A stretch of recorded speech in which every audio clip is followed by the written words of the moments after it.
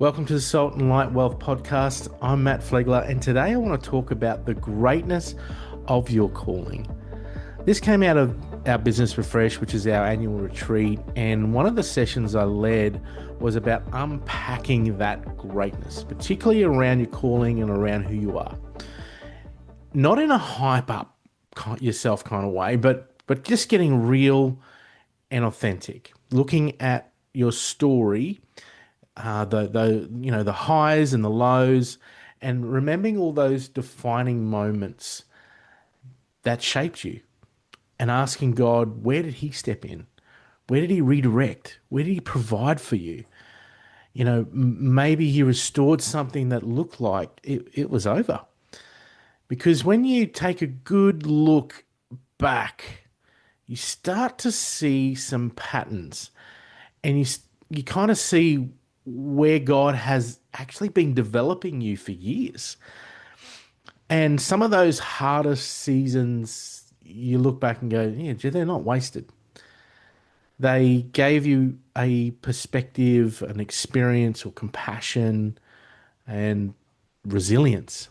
They taught you how to lead, focus on what matters. See, at the retreat, the room is interesting. They had no trouble talking about that part. They honestly could write books about the lessons they had learned. But then we asked another question. What do you carry?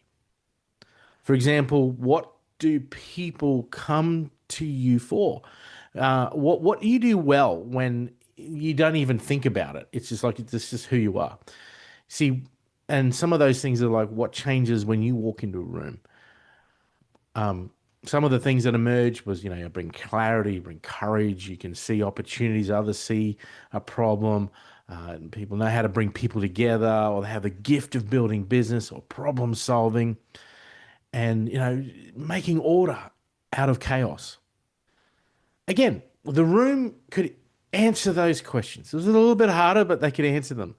And they could recognize all those things that God has put in them. And the next question was the one that really shifted the room. What are you dreaming about now with God? What do you believe He is calling you to build next? What is that future you can see, but you've never really fully said out loud yet? That is when the room got a bit quiet. Because, see, sharing pain and those struggles feels easy. It feels safe. Talking about what you're good at can feel safe too.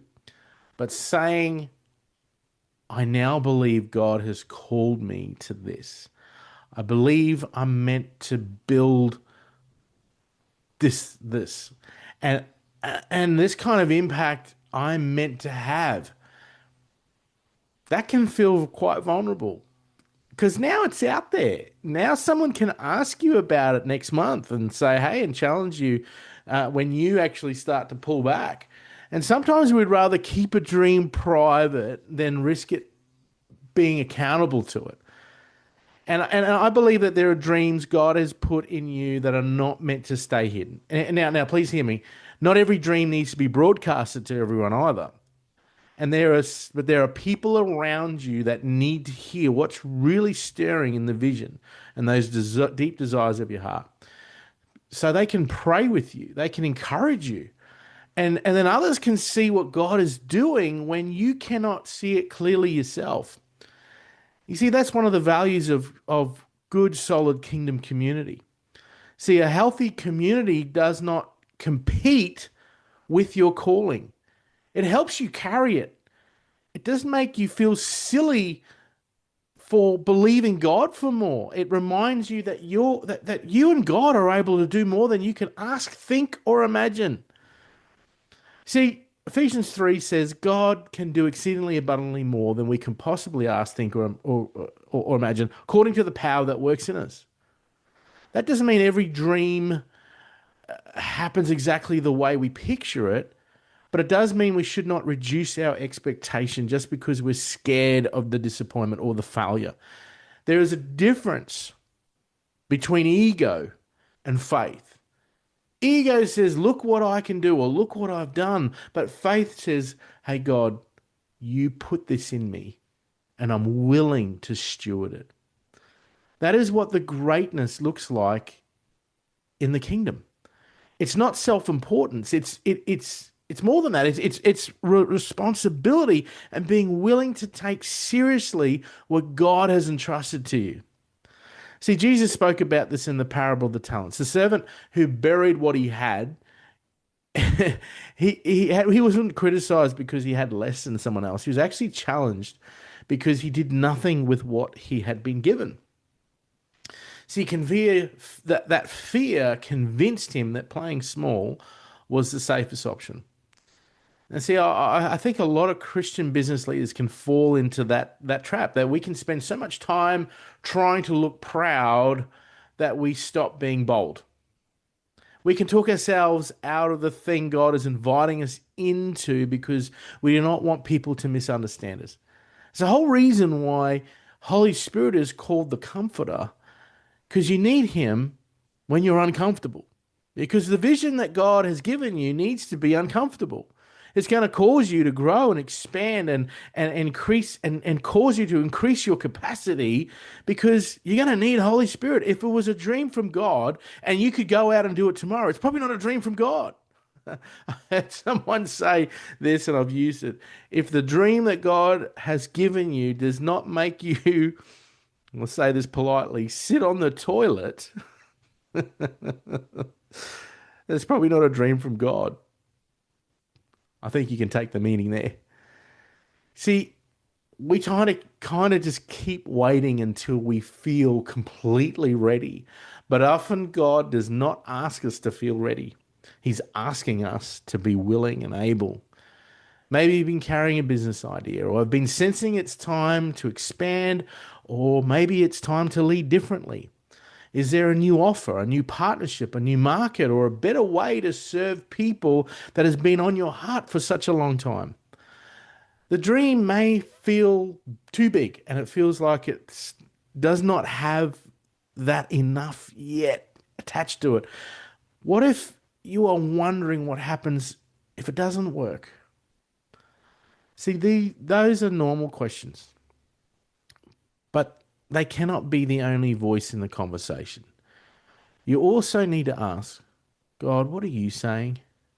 What have you already given me? And who have you already placed around me? And the beautiful thing is, what's the next step? Hey, God, what next? You don't need the whole plan before you begin, but you need enough clarity to obey today. And I want to speak, this leads me next thing. I want to speak to a mindset that can quietly keep people sort of hold back. It's the idea that if you step into more, then you should expect more trouble. You probably heard the phrase higher level, higher devil. And honestly, I do not believe that is the lens we're meant to live through. Yes, I get it. When you take ground, there can be resistance. But greater promotion does not mean you are left more exposed. It means greater protection. You can then trust God at a deeper level. See, He's a loving Father and He doesn't promote you and then leave you to figure it out on your own. Psalm 91 calls Him our refuge and fortress. Isaiah 54 says, no weapon formed against you shall prosper. And in Romans 8, it says, if God is for us, then who can be against us? The point is, business will always, it's not going to be easy. But don't let fear lead you. You make wise decisions. You're a powerful person. Go and get good counsel so you can plan carefully and you can still move forward with confidence because God is with you. So here's what I want to leave with you. Take some time out. Look back at your story. Find those moments where God met you and shaped you. Notice the things you carry now because of what you've walked through. Then ask yourself, hey, God, what am I called to build from here? What does faithfulness look like in this next season? What dreams have I kept in the background or on the shelf because saying it out loud would make it real. Bring those dreams to God. Ask Him to refine it, ask Him to show you what the next step is, and then get some people around you that have the maturity to call out that goal in you and to hold you accountable to it. They're not going to flatter you or pull you down, but they're going to pray with you and tell the truth in love. You do not need to spend your life just managing your weaknesses. You get to celebrate your strengths. God has already placed something significant in you, and your job is just to steward it well. If you need to be surrounded by a kingdom community, please reach out. Love to chat with you and get you connected. Thanks for listening, and until next time.